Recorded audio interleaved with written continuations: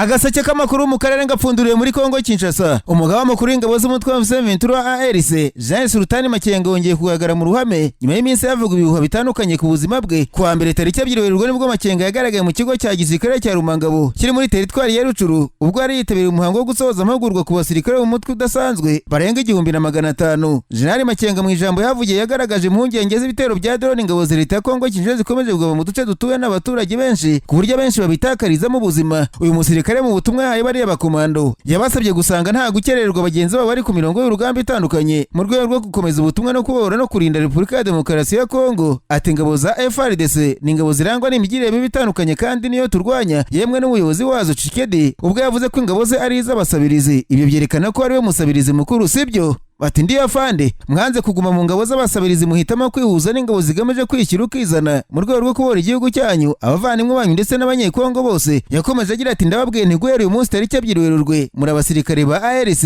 mwarangije amahugurwa yanyu, ubu mushobora kwambara ingofero zanyu. Jean Makenga yongeye kugaragara mu Uruhame nyuma y'igihe kigera ku byumweru havugwa ibihuha bitandukanye ku buzima bwe. Ni nyuma y'igitero cya drone ingabo za leta ya Kongo zagabye mu gace ka Rubaya ku itariki ya 24 Gashyantare kikicirwamo abasirikare ba FCM harimo Lieutenant Colonel W'Ingoma wari umuvugizi w'igisirikare cyuriye mutwe. Nyuma y'ikiriya gitero hakwirakwijwe inkuru z'uko Makenga yaba yishwe mu gihe izindi zivuga ko yakomeretse bikomeye. Hagati aho Sena ya Leta Zunze za Amerika yasabye ingabo za Kongo Kinshasa guhagarika kugaba ibitero ku indiro by'urujya FCM turabona kiva amajyaruguru na kiva amajyepfo. Ubu butumwa bwatanzwe na Perezida wa Komisiyo ya Sena ishinzwe ububanyi n'amahanga muri. Senateri Risha yatangaje ko amasezerano y'amahoro u Rwanda na Kongo byasinye i Washington DC bifashijwe na Amerika yubahirijwe y'inzira igana ku mahoro arambye n'iterambere ry'akarere. Yagaragaje ko mu gihe FCM risaba guhagarika kwagura ibindiro mu burasirazuba bwa Kongo, FARDC nayo igomba guhagarika gushaka igisubizo cya gisirikare kugira ngo leta ya Kongo ikorane n'abafatanyabikorwa. Ati nanone leta ya Kongo na FARDC bigomba guhagarika gukomeza gushakira igisubizo cya gisirikare muri burasirazuba bwa Kongo, bikubahiriza gahenge bigakorana n'abafatanyabikorwa barimo Amerika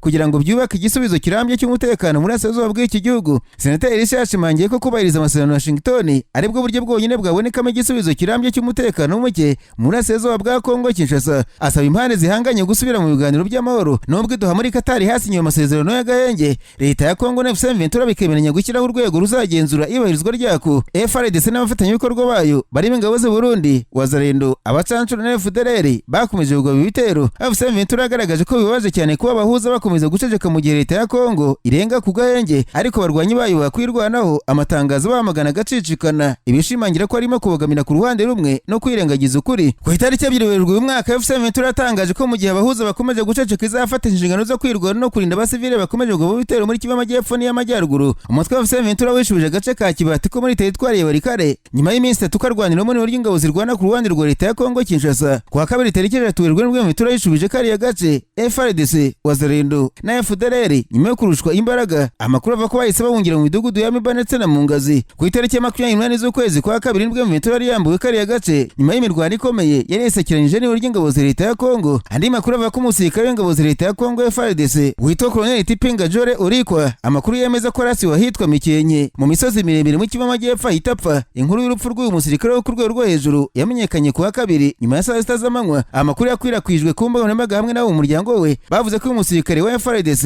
yari mu bagabye ibitero mu baturage batuye mu Mikenye muri teritwari ya Mwenga, akaba ari wari ushinzwe operasiyo muri ibi bice byiganjemo abaturage bo mu bwoko bw'abanyamurenge. Iyo nkuru ivuga ko umuryango wa Colonel Tipinga Njore Uriko alias 00 ariwo watanze amakuru y'urupfu rwe. Amakuru avuga ko Colonel Tipi yabanje gukorera muri teritwari ya Beni ni muri kiva amajyaruguru ariwe komanda mu gihe cya General Muhindo Akiri alias Mundos. Colonel Tipi bivugwa ko yarashwe na bamudahusha. Urupfu rw'uyu mukoloneli wa mu gihe FARDC, ingabo z'u Burundi, Wazalendo na FDLR barimo kwigamba ko bigaruriye Mikenye bayikuyemo abasirikare b'Imventura n'abatwirwaneho. Andi makuru akavuga ko bongeye kuyisubiza kuwa gatatu. Urupfu rwa Colonel Tipinga Njore ruzwi kandi ibitero by'indege n'imbunda zikomeye birimo kwicira abaturage mu midugudu itandukanye ya Minembwe. Abashoboye guhunga bakaba bari mu bigunda badafite ibibatunga. Imidugudu bari batuyemo iri hakuriye y'umugezi witwa Rwiko ndetse no hakuno yawo yarashenywe iratwikwa. Bamwe mu bari bayituyemo barimo abana, ababyeyi, abasaza n'amakecuru bakaba barasize ubuzima ku buryo bakiriho batabonye ubutabazi busubiza inyuma ibyo bitero nabo bahatakariza ubuzima.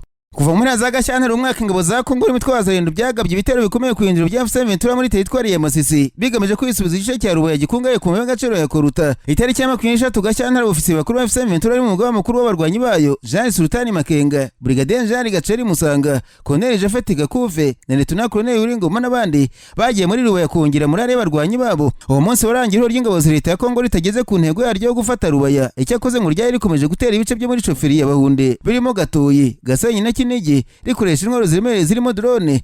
Amakuru agera mu kinyamakuru cyo mu Rwanda avuga kubera ko urugamba rwari rukomeje abayobozi bo muri M23 bafashe icyemezo cyo kurara hafi ya Rubaya mu macumbi ari mu rwuri rwa Brigadier General Innocent Gahizi, umwe mu ofisiye bakuru b'iri huriro. Byageze hagana saa 8 z'urukera ryo ku itariki ya 24 Jean Makenga ajya kurara mu macumbi yari mu kigo cya Kiliziya Gatolika cya Matere Matanda kiri muri Masisi, abandi ofisiye basigara mu rwuri. Umuvugizi wungirije wa M23 Dr. Ruskari Barinda yatangaje ko Lieutenant Colonel Ngoma yapfiriye mu gitero cyagabwe mu gicumbi yari arimo. Ati baje kuturasira umuvugizi wa gisirikare bamurasira mu icumbi yarari, ni inzu ntabwo yari ku muhanda, n'ahantu bari bacumbitse kugira ngo bahagarike ibitero byari bije biturutse za Warikare. Tariki ya 2 M23 yaciye amarenga kuzakomeza kugaba ibitero ku kigo ndege cya Bangoka muri Kisangani kugira ngo usenye drone zihaturuka, kandi ko leta ya Kongo izabazwa amaraso Lieutenant Colonel Ngoma n'abandi barwanyi bayo bishwe. General Makenga uhanganye na leta ya Kongo imyaka myinshi n'igitero cyari kigambiriye, byanavuga ko ngo ashobora kuba yishwe cyangwa se ko yakomeretse bikomeye, ariko makuru aturuka muri M23 yemeza ko akiriho kandi ko nta kibazo na gito afite. Dr. Barinda yatangaje ko inkuru zivuga ko Jean Makenga yishwe cyangwa se yakomeretse zishekeje kuko ubwo iki gitero cyagabwaga atarahari. Ati yageze ku rugamba ava ku rugamba arangije ajya mu yindi mirimo,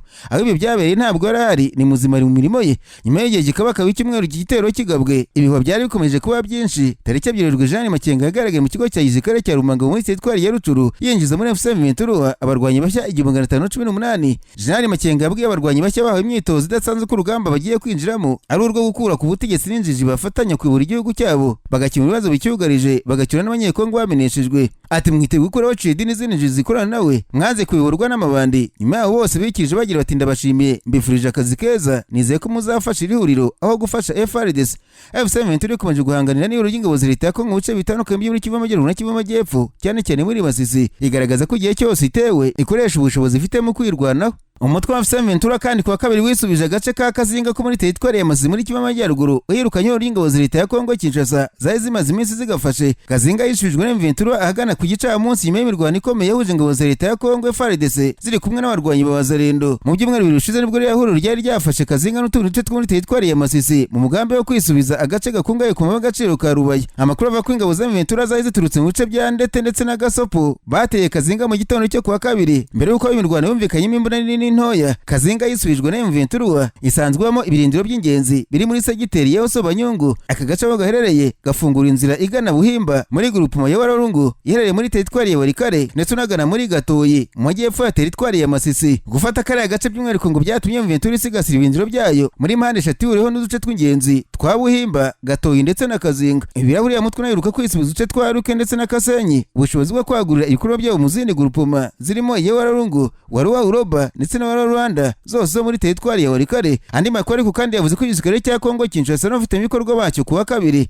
babyutse basuka ibisasu mu bice bitandukanye cyane cyane mu minembwe hatowe n'abaturage muri Kivu y'Amajyepfo. Itangazo ryashyizwe ahagaragara na M23 ryavuze ko kuwa kabiri ku isaa 11 za mu gitondo ihuriro ry'ingabo z'ubutegetsi bwa Kinshasa n'ime FARDC, ingabo z'u Burundi, FDLR n'abacanshuro udasize Wazarendo bagabye igitero bakoresheje drone n'imbunda zirasa kure mu bice bituye cyane Igakenyiro mu nkengero zaho muri minembwe. Ibyo bitero ngo byibasiye abaturage ba civile ndetse n'ibindiro bya M23 nk'uko itangazo ryashyizwe ahagaragara n'umuvugizi wa M23 Alphonse Kanyuka ari bitangaza. Naranganije amaso ibinyamakuru byandikirwa Burundi, abanyamakuru bakiza amakaramu ku mpapuro barandika. Banditswe umutware Tabara urwanya ubutegetsi bw'Urundi banyemoje Minisitiri Patrick Mwe wa Kongo Kinshasa weruka gushinja u Rwanda ko rwo rwawujyanye mu misozi miremire yo mu ntara Kivu y'Amajyepfo. Yayo usanzwe ari Minisitiri w'itangazamakuru n'itumanaho wa Kongo Kinshasa akaba n'umuvugizi wa guverinoma y'iki gihugu yatangarije amagambo mu kiganiro yatanze muri kaminuza ya Saint Paul y'Ottawa muri Canada ku itariki ya 25 Gashyantare umwaka. Yumvikanye agira ati kubera ko mwavuze ku mateka byari ngombwa kwibutsa ko abanyamurenge batuye mu misozi miremire batigeze na rimwe nk'umuryango w'abinshuti z'u Rwanda, ahubwo kuva mu 1996 ndetse na mbere gato yaho abanyarwanda bajyanye Red Tabara aho ngaho ari warwanyi bashaka guhirika ubutegetsi mu Burundi. Red Tabara mu itangazo yasohoye kuwa kabiri yagaragaje ko kuba amagambo nk'ari yaravuzwe n'umuntu uri ku rwego rwa Muyaya biteje impungenge z'uko Kinshasa yumva imiterere nyakuri y'amakimbirane muri Burasirazuba bwa Kongo.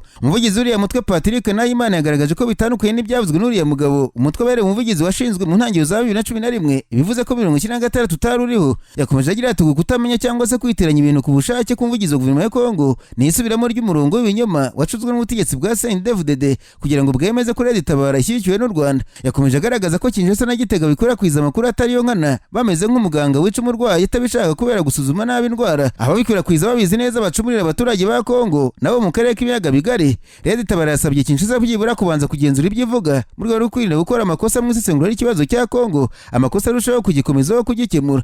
Uyu mutwe washimangiye ko ubutegetsi bushaka guhirikwa ari ubwa CNDD-FDD bwagiye ku butegetsi 2005 nyuma y'uko mu 1996 bwari umutwe w'inyeshyamba warwanaga n'ubutegetsi bwa Bujumbura bukorera mu binjiro byo mu burasirazuba bwa Kongo. Wavuze ko yiyemeje guhirika ubutegetsi bw'Urundi kubera ko ari ubutegetsi bw'iterabwoba bwambuye abaturage uburenganzira bari baremewe n'amasezerano yarusha yasinywe mu 2000 mu maso y'umuryango mpuzamahanga. Ni uburenganzira buri bwo kugira Uburundi igihugu kirangwamo demokarasi, buhamo amatora anyuze mu bwisanzure, demokarasi no mu mucyo. Agaseke k'amakuru mu karere ngafunikiye muri Uganda. Abanyamakuru bakoze ba muri no barandika maziko abategetsi bashinzwe uburezi muri Uganda bategetse ibigo by'amashuri guhagarika kwimura abanyeshuri batatsinze neza amasomo kuko biri kongera umubare w'abantu bize kandi binjiji. Umunyamabanga wa leta muri Minisiteri y'Uburezi yanenze abarimu bimura abana batatsinze, avuga ko ari byo nyine bayazana abana batabasha gutsinda ibizamini bya leta bibajyana mu byiciro byisumbuyeho. Ikinyamakuru Daily Monitor cyavuze ko umutegetsi yavuze ko nta politiki ya leta yarishyigikira kwimura abana mu giheri harimo n'abatatsinze. Ibyigeze kuvugwa nka promotion automatique mu Rwanda. Minisitiri Kaduce yavuze ko uko kwimura abana batatsinze byongera umubare w'abatsindwa ibizamini bya leta nk'uko bimaze kugaragara mu gihugu. Minisiteri y'Uburezi yavuze ko abanyeshuri barangije ikizamini cy'amashuri abanza giheruka abarenga 65,000 batatsinze ngo bajye mu mashuri yisumbuye. Uyu mutegetsi muri minisiteri yavuze ko gutsindwa n'ababyeyi bafitemo uruhare, aho usanga badatanga umusanzu wo kugaburira abana ku ishuri kandi umwana wiga ashonje utamubaza umusaruro. Ababyeyi muri Uganda bagaragaza ko gusabwa umusanzu wo kugaburira abana ku ishuri hari ibigo bikabya abayabuze abana bo bakava mu mashuri. Perezida Museveni nawe aherutse kuvuga ko abana bakwiye kwiga kandi ababyeyi badakwiye kwaka umusanzu urengeje amikoro yabo. Mu mahanga kuva ibitero bya Amerika na Israel byatangira ku wa gatandatu, Iran yatangiye ibitero byinshi ku binjiro bya Amerika n'inshuti zayo ahantu hatandukanye mu karere k'uburasirazuba bwo hagati. Amajoro yemejwe na BBC Verify aragaragaza inyubako ya ambasade ya Amerika i Dubai irimo gushya nyuma yo kuraswa n'indege itagira abapilote ku mugoroba wo ku wa kabiri.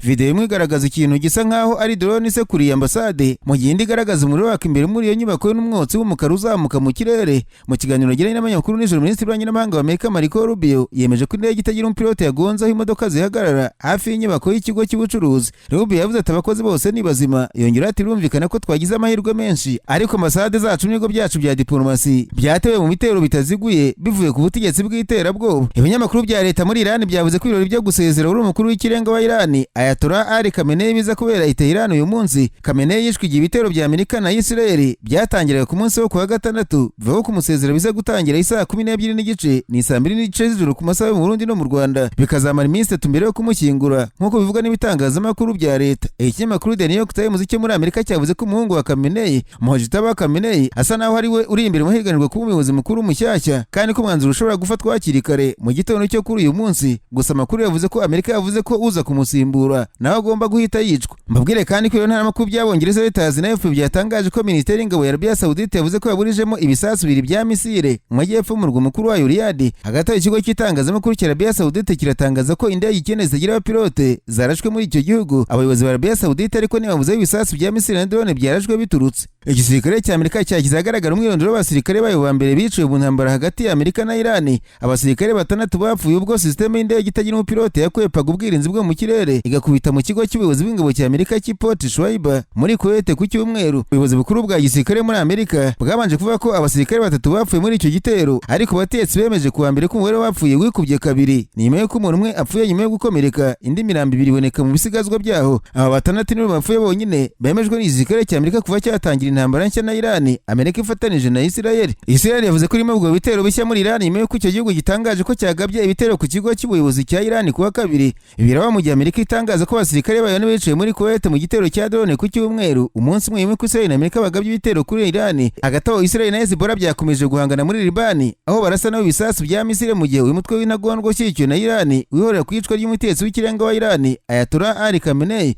Hezbollah yavuze ko yibasiye ikigo cya gisirikare cya Haifa mu majyaruguru ya Israel. Igisirikare cya Israel cyavuze nyuma ho gatoya ko hari ibisasu byinshi byabonetse kandi ko byinshi byarashwe. Reka nsoreze ku kiganiro Ambasaderi wa Israel mu Rwanda ageneye ikinyamakuru cyo mu Rwanda kuri iyi ntambara. Iminsi yashize ingabo za leta zimwe za Amerika hamwe n'iza Israel zitangije ibitero simusiga kuri Iran ishinja umugambi wo gushaka gukora intwaro za nucleaire. Ni ibitero byatumye intambara ikwira muri burasirazuba bwo hagati kuko Iran yimuye irasa mu bihugu bituranye bikorana na Amerika. Uretse impfu n'ibikorwa remezo byangijwe mu gihe gito ibitero bimaze byagize ingaruka ku bukungu kuko ingendo z'indege nyinshi zahagaze, ibiciro by'ibikomoka kuri peteroli bitangira kuzamuka, ndetse kugeza ubu hari byinshi abantu bibaza birimo impamvu z'ibi bitero igihe bizarangira n'icyo bivuze kuri politike mpuzamahanga. Mu kiganiro ikinyamakuru igihe cyo mu Rwanda cyagirana na Ambasaderi wa Israel mu Rwanda Twahirwa yashubije bimwe muri ibyo bibazo benshi bibaza. Umunyamakuru atangira abaza ati ko ari ibiganiro hagati ya Amerika n'Iran ku buza bwa Oman kandi byatanga icyizere n'iki cyatumye hafatwa icyemezo cyo gutera Iran. Ambasaderi wese arasubiza ati igihe cyo gutera cyashingiye no kuri ibiganiro twumvaga ko Iran iri gusetamo ibirenge igafata umwanya munini kugira ngo ibiganiro bikomeze, ariko ari ukuyobyura ari nkaho iri mu biganiro. Ku rundi ruhande amakuru y'ubutasi agaragaza ko bari kongera kubaka ubushobozi bwabo mu bijyanye n'ibisasu kirimbuzi bya misile, ahubwo bari no guhisha ibyo bisasu bya misile ndetse na gahunda yayo yo gukora intwaro za nucleaire bikoreye mu buvumo. Hashingiwe ku makuru y'ubutasi byagaragaye ko bari gukomeza ibyo mu gihe bari no mu biganiro, birumvikana ko cyari ikimenyetso cy'umuburo. Icya kabiri nuko mu gihe baganiraga ubuyobozi bwa Iran bwahisemo gukandamiza abanya-Iran bahurizamo ikimenyetso cy'imyigaragambyo. Mu gihe twaganiraga twabonye ko ari ukubusanya hagati y'ibyo bavuga n'ibiri kuba mu by'ukuri.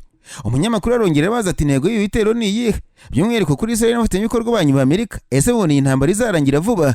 Ambasaderi arasubiza ati birasaba ko nsubira inyuma gato kugira ngo humvikane intego y'iki gitero. Ubutegetsi bwa Iran bumaze hafi imyaka 50 ku butegetsi uhereye ku mpinduramatwara muri 1979 kuva bafata ubutegetsi kugeza uyu munsi bahisemo inzira y'iterabwoba.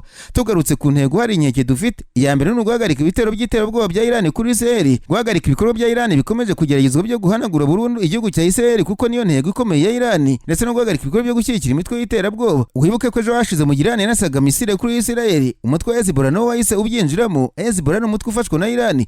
Icya mbere dushaka ni ukugerageza gukura iki kibazo mu buzima bwacu burundu. Nta gihugu gikwiye kubana n'ikibazo nk'iki by'iteka. Icya kabiri ni ugufasha abaturage ba Iran bigaragambije mu byumweru byinshi bishize basaba isi kubafasha bagahabwa amahirwe yo guhitamo ahazaza habo. Ntekereza ko urasirazuba bwo hagati bwabaye bikomeye kubera intego zikomeye za Iran zo gushaka kuyobora akarere, gutegura ibitero by'iterabwoba. Navuga ko intego ya mbere ari ugukuraho ibyago byose kugira ngo mu burasirazuba bwo hagati hazarangwe n'ituze mu bihe biri imbere. Umunyamakuru arongera abaza ati twabonye Iran isubiza mu buryo bukomeye ibi bitero, ni ibintu mwari mwiteze? Ambasaderi ati yego cyane, twari twizeye ko Iran izasubiza. Ibyo twarayibonye no muri Kamena umwaka ushize. Wibuke ko kuva muri Kamena kugeza mu mpera za Gashyantare intangiriro za Werurwe uyu mwaka ubwo ibitero byatangiraga, ubukungu bwa Iran bwarashigijwe cyane, ariko hejuru ibyo yashyizeho gahunda yo gukora misile za rutura. Ibyo twarayibonye ko byagiye byubaka kandi twari tuzi ko nibagera mu byago ibyo ari byo byose bazarasa mu buryo butarobanura. Wibuke kandi ko umutegetsi w'ikirenga yishwe mu bitero bya mbere bya Israel na Amerika, kubw'ibyo twari tuzi neza ko bazasubiza. Ariko kuri icyo hari ibyo nshaka kuvuga. Ntekereza ko igihe kigeze ngo isi muri rusange ihagarike uburyarya iyo bigeze kuri Israel, kubera ko mu gihe Israel yihisemo kurwanya ubutegetsi bwa Iran, nubwo bishoboka ko habaho kwangirika kw'ibindi, intego ya Israel ni ubutegetsi bwa Iran n'ibikorwa by'iterabwoba. Iran yo ku rundi ruhande irasa ku bushake ibice bituwemo n'abantu. Impamvu hari umubare muto wabaguye mu bitero bya Iran by'ejo hashize kuko abaturage 9 nibo bishwe na misile rutura za Iran, nuko twubahiriza amategeko atangwa na guverinoma. Buri gihe iyo hari misile yoherejwe tujya mu bwihisho, ndetse tubikesha ikoranabuhanga twubatse mu myaka myinshi ishize ripfubye ibisasu. Iyo biba bitameze gutya barapfuye benshi kubera ko Iran yohereje ibisasu mu bice bituye cyane muri Tel Aviv. Ntacyo bitaho yaba Abarabu n'Abayisilamu, abakristu bo barohereza gusa. Navuga ko itandukaniro rihari ugereranyije no muri Kamena nuko ubu batangiye kohereza misile muri Burasirazuba bwo hagati bwose, muri Leta Zunze Ubumwe z'Abarabu, Bahrain ndetse no muri Cyprus nk'uko twayibonye ejo hashize. Umunyamakuru ati twavuga se ko ingaruka z'ibitero bya Iran kuri Israel zingana gute? Ati ntabwo ari ibintu bishya, abaturage bahora bajya mu bwihisho cyangwa se bakavamo kenshi, ariko abaturage ba Israel bagaragaje kudacika n'iyo myaka myinshi ishize. Ibyavuga nuko kuva tariki ya 27 Ukwakira kuri iyi nshuro nabwo nta tandukaniro rihari cyane. Nibyo hari ibyangiritse, ariko nanone hashimwe ikoranabuhanga nka Iron Dome n'irindi rishya riri kuvuka, kuko twabaje gupfubya misile nyinshi. Ibyo ni muri rusange, ariko misile imwe ducitse ishobora kwangiza byinshi. Hari ibyangiritse muri Tel Aviv no bindi bice. Mu ntambara buriya nta jana ku ijana ribaho. Navuga kuri twebwe uko tubona ibintu, kujya muri iyi ntambara na Iran ni ibintu bibabaje, ariko kutajya muri iyi ntambara na Iran tukiyicarira byazaba bibabaje inshuro 1000 mu myaka iri imbere. Iyo uri umuyobozi w'igihugu ibyo byose urabireba ukagereranya ibyiza n'ibibi. Umunyamakuru arongera abaza ati umuyobozi w'ikirenga wa Iran yapfuye ku munsi wa mbere w'igitero, aricyo byaba byarahinduye se ku kibazo gihari? Ambasaderi ati ntekereza ko nawe umuvugizi w'ubutegetsi bwa Iran, ariko ibyo twabonye nuko hari ikintu gihambaye cyagezweho kuri Israel na Amerika. Reka ngusubize inyuma gato nanone, ntabwo ari umuyobozi w'ikirenga gusa wari ugambiriwe muri ibi bitero, hari abandi bantu hafi yo bari bagambiriwe.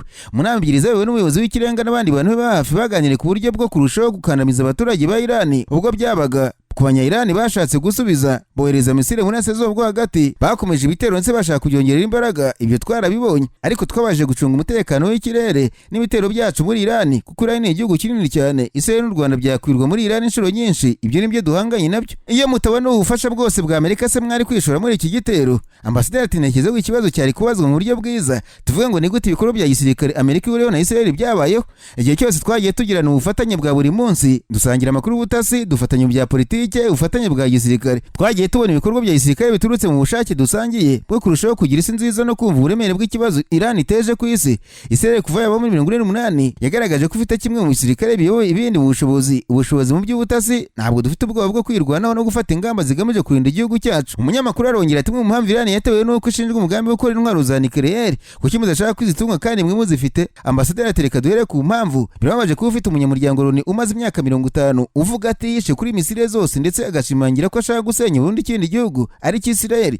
Baravuga bati urupfu kuri Israel, urupfu kuri Amerika. Ufite igihugu kiri kwihuta mu buryo butaraba mu gukora intwaro za nucleaire, kandi bakabivuga mu ruhame ko bashaka gutunga intwaro za nucleaire kugira ngo basenye ikindi gihugu. Uyu ni umuburo ukomeye udakwiye kureberwa. Ntabwo bashaka gutunga nucleaire ku mpamvu za gisivile, ntabwo bazishaka kugira ngo birinde, ahubwo bazishaka ngo bateze intambara. Impamvu Israel yaburiye isi mu myaka myinshi ishize nuko ibikangisho byigaragaza kandi bari kubaka ubushobozi mu bya nucleaire binyereje n'icyifuzo mpuzamahanga. Barabeshyaga mu buryo babaga barimo izi ntwaro bazishishaga ahantu hatandukanye. Mu kumva neza ibyo bashaka kugeraho nuko bari bagambiriye kubona igisasu kimwe cyagera i Londres gishobora kugera muri Afurika ndetse gishobora kugera no muri Amerika. Igihugu gifite ibintu n'uyu mugambi gikwiye kwamaganwa ndetse kigakurwa mu muryango mpuzamahanga, aho guhabwa ikaze no mu bihugu biri muri umuryango mpuzamahanga. Umunyamakuru ati benshi mu Banyarwanda barahangayitse, ese bagenzi babo bari muri Israel bafite umutekano? Ambasaderi ati buri mujyi wa Israel, buri munyamahanga uri muri Israel afite uburyo bwo kugira aho hungira, kandi ubutumwa buhurira buri gihe buba ari ukuri. Nibumvira ubutumwa buhurira ndetse n'impuruza zitangwa ndetse bakihisha, bazaba bafite umutekano. Icya kabiri mu bakomeza navuga